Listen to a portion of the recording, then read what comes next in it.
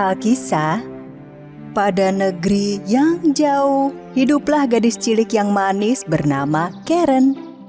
Ia tinggal bersama ibunya pada sebuah rumah mungil dan ia adalah anak yang riang.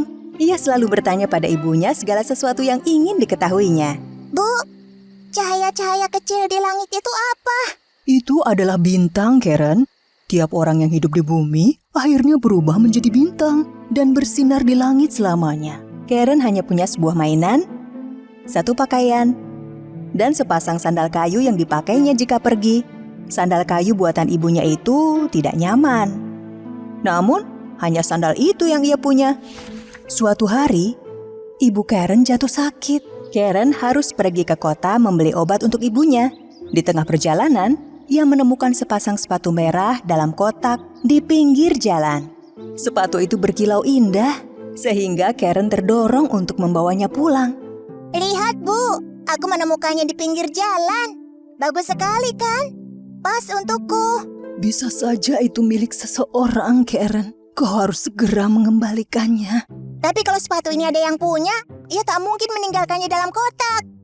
Mungkin pemiliknya tak sengaja menjatuhkannya. Pastinya jangan sampai jatuh. Aku yang menemukannya. Jadi milikku sekarang. Sayang, dengar ibu baik-baik. Mungkin ibu belum bisa membelikanmu sepatu baru sekarang. Tapi ibu tak mengizinkan kau memakai sepatu milik orang lain. Janganlah keras kepala. Berjanjilah kau tak mengenakan sepatu merah itu. Dengan sedih, Karen berjanji tak akan memakai sepatu merah itu dan menyembunyikannya di bawah kasurnya. Bulan demi bulan berlalu, hingga suatu hari saat Karen pulang ke rumah, ia tak menemukan ibunya di rumah. Ia mencari ke sana kemari sebelum kemudian menyadari bahwa ibunya telah menjadi bintang di langit. Hari berikutnya, dalam perjalanan menuju pemakaman ibunya, Karen memakai sepatu merah itu. Semua yang hadir menatap sepatu yang dipakai Karen. Iya, tidak pantas. Tapi Karen tak peduli. Karena ia menyukai sepatu itu. Seorang nenek baik hati kebetulan lewat di pemakaman. Nenek tersebut mengetahui gadis cilik itu kini yatim piatu dan berniat mengadopsinya. Ikut denganku, gadis cantik. Akan nenek lakukan yang terbaik untukmu agar menjadi sukses dan cantik kelak kau dewasa. Jadilah Karen hidup bersama nenek itu selama bertahun-tahun lamanya. Karen, kau memakai sepatu itu terus-menerus sejak ibumu dimakamkan. Copotlah sepatu itu. Sudah sangat kotor. Tidak, aku menyayangi sepatu merahku. Oh, Karen, jangan keras kepala begitu. Ayo, ganti sepatumu. Nenek berjanji akan belikan yang lebih bagus. Karen tak ingin mengecewakan nenek yang begitu baik telah mengadopsinya. Sehingga akhirnya ia lepas sepatu merah itu dan membuangnya. Hari demi hari berganti. Suatu hari saat Karen bermain di kamar barunya dengan baju dan mainan baru, nenek membelikannya sepasang sepatu baru.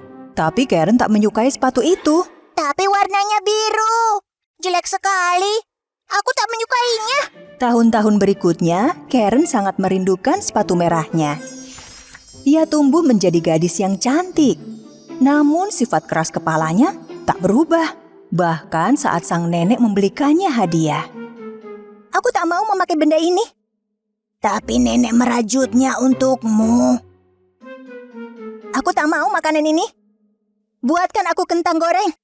Paling tidak makanlah sedikit, sayang. Sang nenek merasa lelah dengan sikap pilih-pilih dan keras kepala Karen. Namun tetap membuatkannya kentang goreng. Begitu nenek masuk, Karen melepas sepatu birunya yang sudah terlalu sempit. Lihat, Nek. Semua barang milikku kekecilan sekarang. Aku sudah dewasa. Ya, ayolah kalau begitu. Kita beli baju dan sepatu baru untukmu. Lalu, sang nenek dan Karen pergi ke toko. Oh, lihat. Mirip sepatu merah kesayanganku. Aku harus memilikinya. Ayo beli yang ini. Karen, kau tak butuh sepatu merah mewah. Kau perlu sepatu yang tampak sopan kau kenakan. Misalnya jika kau kelak menghadiri pemakaman. Nenek hanya mampu membelikanmu sepasang sepatu. Kita beli sepatu hitam, lalu pulang. Nenek sudah lelah. Aku tak peduli. Jika nenek tak membelikan 2 pasang sepatu, aku bertelanjang kaki saja mulai saat ini. Gadis kecil, andai saja kau tak keras kepala. Nenek membelikan sepatu hitam untuk Karen dan menghabiskan sisa uangnya untuk membelikan Karen sepatu merah berkilau itu juga. Mereka harus pulang berjalan kaki. Kaki sang nenek terasa sakit selama perjalanan dan ia tak sanggup mengikuti si manja Karen. Dan Karen tak peduli. Ia berjalan pulang mengenakan sepatu merahnya. Suatu hari, nenek mengatakan pada Karen bahwa mereka harus hadir pada pemakaman di kota. Karen, pastikan kau memakai sepatu hitammu. Kalau tidak, kau akan dianggap tidak sopan di pemakaman.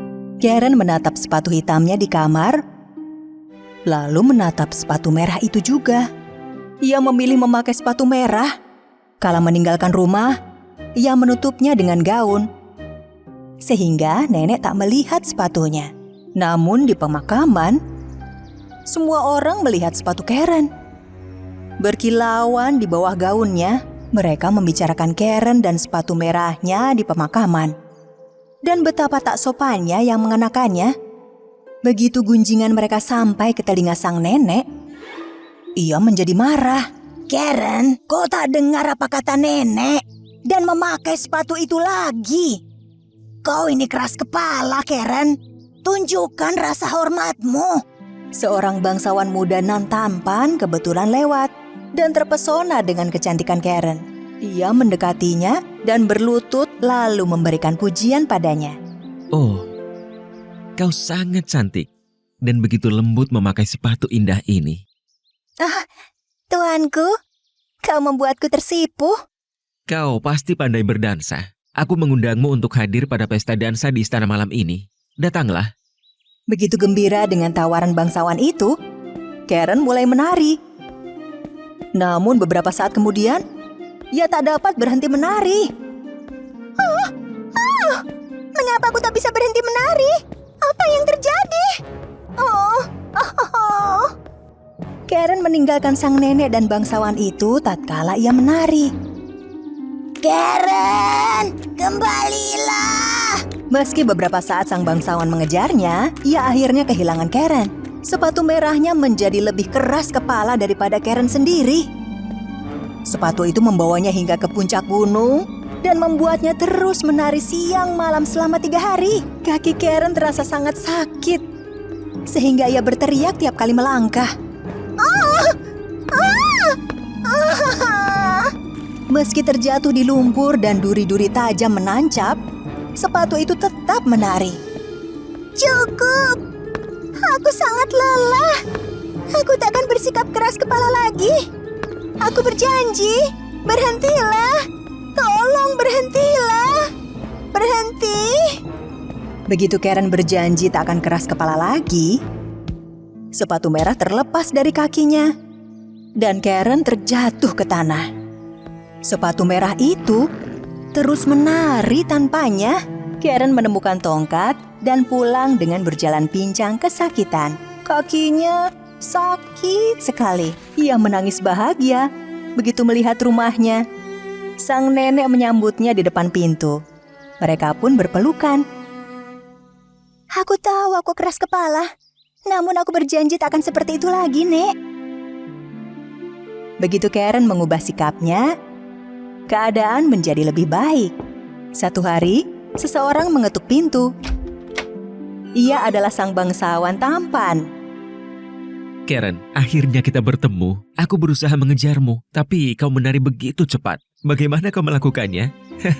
Karen gembira melihat kehadiran bangsawan muda nan tampan itu. Saat itulah cinta Karen dan bangsawan muda bersemi. Begitu meninggalkan sikap keras kepalanya, Karen hidup dengan lebih tenang dan bahagia. Dahulu kala, di sebuah kota kecil, hiduplah 2 saudara kandung, laki-laki dan perempuan. Nama anak laki-laki itu adalah Harry dan dia sangat nakal. Dan yang perempuan bernama Sally, dia anak yang sangat pintar, tapi juga sedikit pelupa. Kakak beradik itu hidup dalam kemiskinan. Mereka sering tidur dengan perut kosong. Mereka kelaparan setiap hari. Pada malam hari, mereka tidak bisa tidur dengan lelap karena perut mereka sakit. Suatu hari, Sally merasa sangat lapar. Perutnya tidak mau berhenti berbunyi.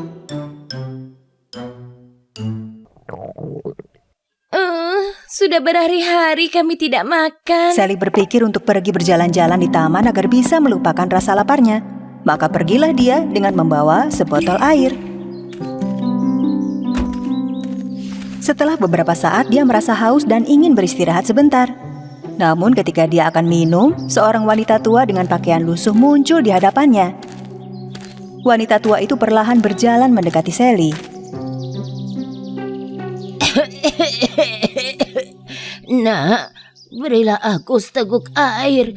Aku sudah berhari-hari belum minum. Aku haus sekali. Tentu, ambillah. Minumlah sebanyak yang kau mau. Lalu wanita tua itu meminumnya. Dan dalam sekejap, dia berubah menjadi peri muda yang cantik. Peri. Aku ingin mengucapkan terima kasih atas pertolonganmu, gadis cantik. Katakan keinginanmu. Aku hidup bersama adikku Harry. Kami sangat miskin dan kami selalu kelaparan. Baiklah, setelah tiba di rumah segera lihat ke atas meja. Kau akan menemukan mangkuk ajaib. Mangkuk ajaib? Iya, ketika kau mengatakan mangkuk masaklah, masak makanan yang hangat, maka dia akan memasakkanmu bubur yang manis. Ketika kau mengatakan mangkuk berhentilah, aku sudah kenyang, maka dia akan berhenti memasak. Sekarang kau dan adikmu tidak akan pernah kelaparan lagi. Terima kasih banyak, Peri. Hai, gadis kecil. Jangan kau lupakan kata-kata ajaib untuk mangkuk ajaib. Sally berlari kembali ke rumah. Benar, seperti yang dikatakan Peri, ada sebuah mangkuk di atas meja. Sally, dari mana mangkuk mewah ini kamu dapatkan? Ini bukan mewah, ini ajaib. Ini mangkuk ajaib, Harry. Oke, tapi apa gunanya mangkuk kosong meskipun itu ajaib? Sekarang diam dan perhatikan. Mangkuk, masaklah. Masak makanan yang hangat. Setelah mengucapkan kata-kata ajaib, mangkuk tiba-tiba menjadi panas dan mulai memasak bubur manis. Tapi ini bagaimana bisa terjadi? Mangkuknya benar-benar ajaib, jadi kita tidak akan kelaparan lagi? Harry dan Sally memakannya tidak hanya 1 atau 2 piring, tapi 10 piring bubur manis. Dan ketika akhirnya mereka selesai, Sally mengucapkan kata-kata ajaib untuk menghentikan mangkuk itu agar tidak memasak lagi. Akhirnya aku kenyang. Bubur ini enak sekali. Oh, aku bisa makan bubur manis ini setiap hari. Kau tak akan pernah percaya bagaimana aku mendapatkannya. Sally dan Harry makan bubur manis setiap hari, dan sungguh mereka tidak pernah bosan dengan rasanya yang enak. Suatu hari, Sally ingin pergi keluar. Sebelum pergi, dia ingin memberitahu kakaknya cara menghentikan mangkuk agar berhenti memasak. Harry, aku ingin memberitahumu sesuatu yang sangat penting. Kemarilah. Harry mengabaikan panggilan adiknya dan tidak menghampirinya. Maka Sally mendatanginya. Tetapi pada saat itu dia lupa apa yang akan dia katakan. Karena dia memang pelupa. Ada apa, Sally? Kenapa kamu kesini? Apakah kamu tidak melihat aku sedang tidur? Aku ingin mengatakan sesuatu yang sangat penting, tapi... Kamu lupa ya? Dasar Sally, saudara dengan otak ikan. Jangan terlalu kasar, Harry. Ya sudah, sebaiknya aku pergi. Tapi begitu dia berada di luar, Sally ingat apa yang ingin dia katakan kepada kakaknya. Oh, sekarang aku ingat. Aku harus mengingatkan Harry bagaimana cara menghentikan mangkuk ajaib itu. Tapi sudahlah, mungkin dia belum bangun sampai aku pulang. Tapi tidak, Harry terbangun saat dia pergi. Dia bangkit dari tempat tidurnya dan pergi ke meja karena dia merasa sangat lapar. Mangkuk, masaklah makanan hangat. Mangkuk ajaib dengan segera mulai memanas. Seisi rumah harum bubur manis lagi.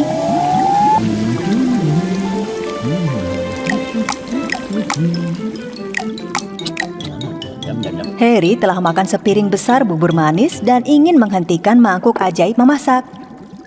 Aku rasa cukup untuk sarapan. hentikan mangkuk, jangan masak, berhenti. Aku sudah kenyang. Oh, berhentilah. Tapi mangkuk ajaib itu tidak berhenti memasak, karena itu bukan kata-kata ajaib yang tepat. Aku bilang berhenti. Mangkuk, piring. Mangkuk ajaib tidak berhenti, terus memasak bubur manis. Oh tidak, apa yang harus aku lakukan sekarang? Mangkuk ini tidak mau berhenti. Berhentilah mangkuk jelek. Kau sudah membuat masalah sekarang. Tidak peduli apa yang Harry katakan, mangkuk itu terus memasak bubur manis. Pada saat Sally kembali ke rumah, hampir seluruh rumah sudah penuh dengan bubur. Adikku pasti belum bangun. Aku akan memasakkan bubur yang enak untuknya. Apa ini? Ketika Sally kesulitan membuka pintu rumah, dia mencoba melihat melalui jendela. Dan apa yang dia lihat? Seluruh rumah penuh dengan bubur yang lengket karena kakaknya tidak bisa membuat mangkuknya berhenti memasak. Oh, ini mengerikan. Harry! Sally, tolong aku akan tenggelam. Mangkuk, berhentilah. Aku sudah kenyang. Setelah Sally mengucapkan kata-kata ajaib, mangkuk itu akhirnya berhenti memasak. Harry selamat dari tenggelam dalam bubur. Hehehe. Terima kasih Sally.